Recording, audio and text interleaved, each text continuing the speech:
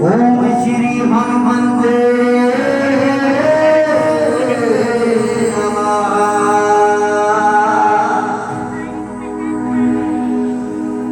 दरबार के नियम अनुसार सर्वप्रथम हाजिरी बालाजी, और अभी बताया था भाई साहब ने, हमारे राजकुमार भाई साहब ने, कि कभी जब भी बाबा बुलाए आपको बहुत जल्दी बुलाएगा, क्योंकि जिस धरा पे ये पहली बार जाता है ना, जहाँ भक्त अनेक होते हैं, जो खाटू नहीं गया उसे चुम्बक की तरह खींच लेता है। वो लफ्ज़ तार की, वही हारे के सहारे की।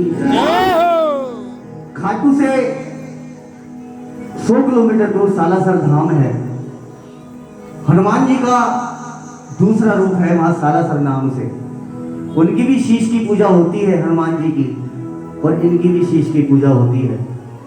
वो भी कलियुग अवतारी है और ये भी कलियुग अवतारी है। ये 3 बाणधारी है और वो नकदा तारी है। कहते हैं कि देखिए, मेहंदीपुर में संकट काटे जाते हैं। मेहंदीपुर वाले के हाथ में है सोटा और सालोसर वाले हाथ में है घोटा। यह फर्क समझना बात को जरा। कहते हैं सालोसर वाले ने जिसके सर पर वो घोटा हल्के से रख दिया, उसके घर से कभी लक्ष्मी जाती नहीं, और जिसके सर पर तीस से रख दिया, उसके घर में कभी लक्ष्मी वापस आती नहीं। पूरा सोने का मंदिर बना हुआ है और धन का देवता है, व्यापार का देवता है। इस विश्व के, मैं ब्रह्मांड के बता रहा हूँ आपको, बड़े से बड़े सेठ जाता है वहां पर एक बार जाना। और खाटू नगरी अलग ही नगरी है साहब। जब मेरे बाबा के दरबार में जाएंगे तब वो देखने को पाएंगे। आइए चलते हैं उनके चरणों में। पहले सालासर नाम के चरणों में एक हाजिरी, उसके बाद मैं जैसा आप चाहें, जैसे आप भजन सुनना चाहें वैसे इस दरबार में। बोलिए आलू सिंह महाराज की, बोलिए श्याम बहादुर की, बोलिए घोर छड़ी वाले की।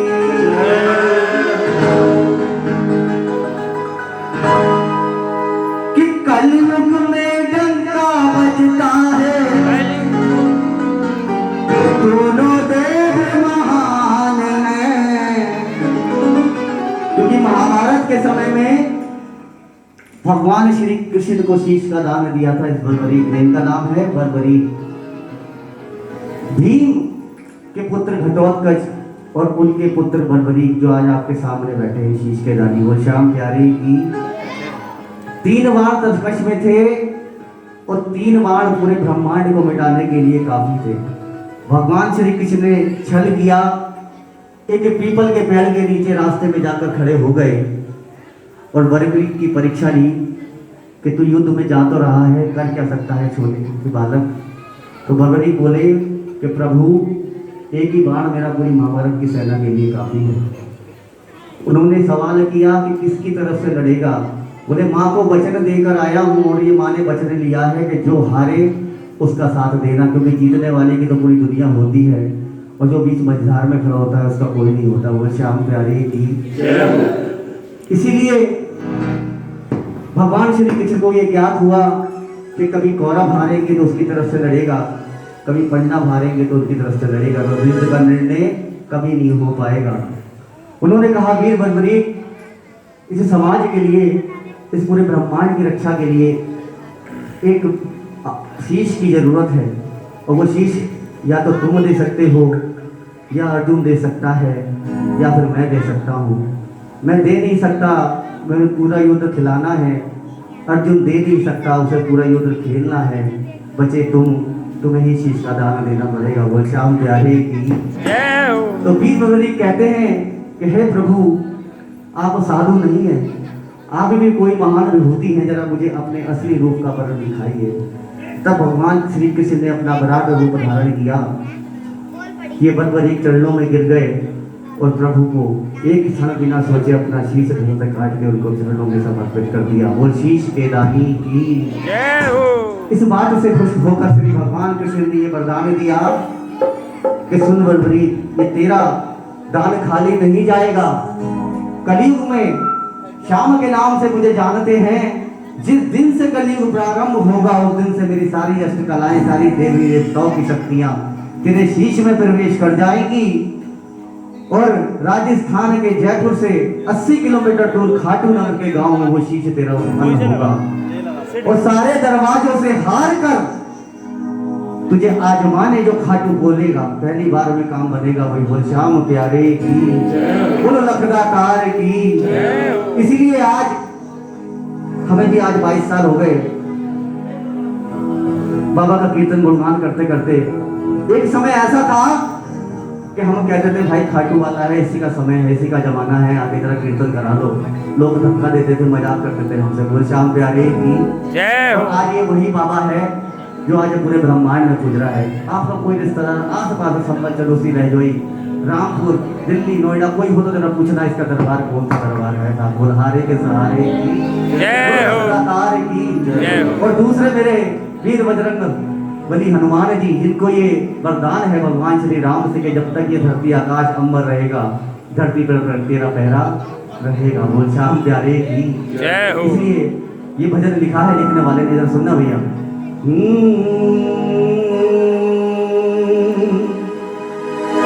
बोलिए सालासर धाम की बोलिए महेंद्रपुर सरकार की बोलिए लखदाता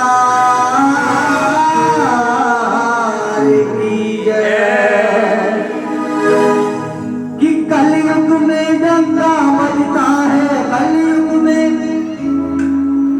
दोनों देव महान हैं। कौन कौन है भैया? एक बाबा श्याम है, दूजे हनुमान है। एक बाबा श्याम है, दूजे हनुमान है। समझ में आई बात? मैंने आपको दोनों देवी देवताओं के बारे में बता दिया है ना। इसी तरीके से झूम के नाच के कीर्तन होता है बाबा श्याम का भैया। इसके कीर्तन कराने वाले अलग होते हैं, इसके प्रेमी अलग होते हैं, इसके बजाने वाले हम जैसे बालाजी म्यूजिकल ग्रुप की जैसे होते हैं, वही कीर्तन करने वाले ऐसे होते हैं। बोल श्याम प्यारे की जय हो। कलयुग में डंका बजता है, कलयुग में डंका बजता है, कलयुग में डंका बजता है, कलयुग में डंका बजता है। दोनों देव महान है, एक बाबा श्याम है, दूजे हनुमान है।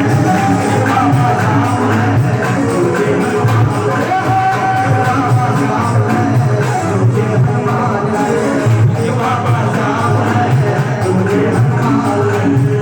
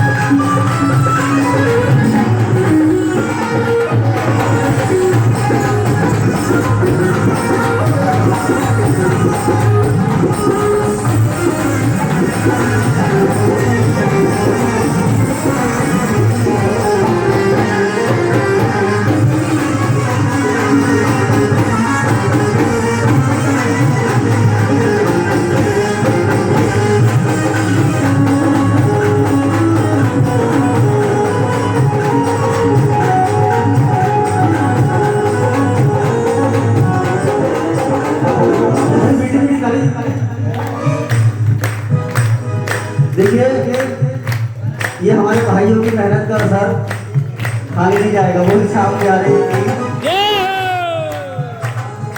आज जो बाबा आया है अपने निगाह सबको देख रहा है भर भर के। कौन क्या कर रहा है? कौन कितनी मेहनत कर रहा है, किसका भाव क्या है, क्या कोई सोच के आया है, क्या कोई आगे दिल में लेके आया है। तो आज बोल देना बाबा से ठाकुर, हनुमान ने हर संकट से हनुमान के संकट से शीश कटान दिया